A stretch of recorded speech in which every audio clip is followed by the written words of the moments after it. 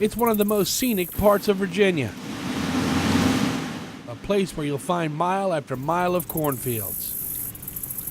And lazy summer days are often spent by the water. That's the pond he used to fish in. That's at our house on 4th of July. But here in Richmond County, there's a family in mourning, struggling to come to terms with the unexpected loss of a loved one. I hate to go back and think about it, but it's really one of those things I still haven't been able to digest. Just after 2 in the morning on July 21st, the sheriff's office received a phone call about a car stopped in the middle of the road on this rural stretch of Route 3. When deputies arrived, they found a dead body lying in a ditch with 2 gunshot wounds. The neck and then the upper chest area. Richmond County is only home to about 9,300 people.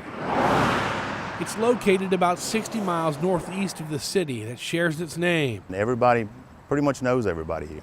But one thing they don't usually have in common is murder. The last one, I believe, was in 2004.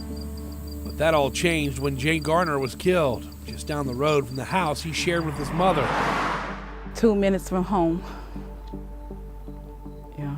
Victoria Garner woke up early that morning and could see the flashing lights outside. So I went to get a closer look, and that's when I saw the sheriff's car. A short time later, investigators came and told her that her son was dead. We thought it was a car accident.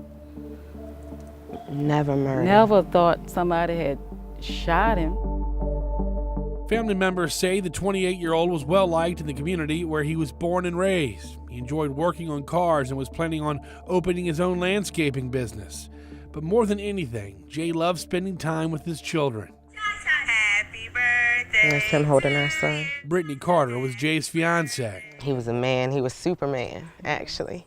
Superman is what we called him. She says the thought of raising 2 kids without him is painful. My daughter, she's 8 years old, so she has some memories of him, whereas my son won't. The vehicle was in this area right here. Mr. Garner was actually found over in this section. So who killed Jay Garner and why?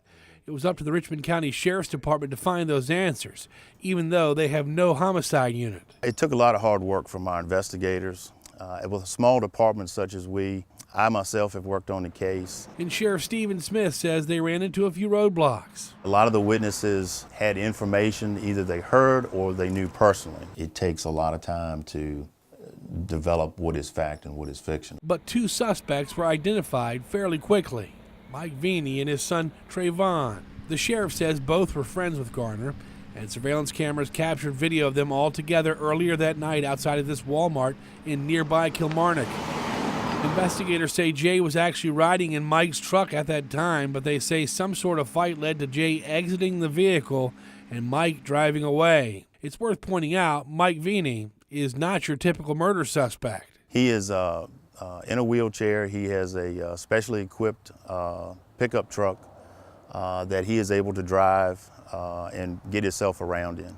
And investigators believe that it was from the driver's seat of that truck the fatal shots were fired a short time later. They were actually parked in the roadway on Route 3 in the Farnham area. Mr. Garner, after shot, from a witness statement, exited the vehicle, went about 20 to 30 feet, and collapsed in the ditch area of Route 3. But it would be more than a month before father and son were indicted. We called for assistance with the FBI, the Attorney General's office, and the state lab. So it took a while for everything to come together. The sheriff says that one of the problems is that the day after the murder, Mike Veeney, a veteran, traveled to the city of Richmond and checked himself into McGuire VA Medical Center. But his son remained in town. He works at a local daycare, and at this time, we're actively looking for him. A short time after the sheriff said that to us, investigators located Trayvon Veeney at his girlfriend's home.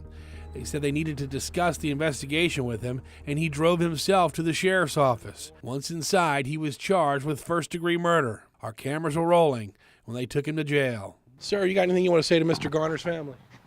I have nothing to do with this. Mike Veeney was served in the hospital that same day. The arrest came as a shock to Jay Garner's family, who still have a lot of questions. It's not that cut and dry. They say he was close to the Veeneys, especially Mike, and would even bring his children to gatherings at his home. He was actually having a cookout up Mike's and she was there with him, and they sent me this picture. But they had apparently gotten into fights before. What happened that night is basically what they do all the time. They fuss, they, hang with each other, and then they fuss, and then they separate. That's what makes it so crazy, because it's like, what was different this time?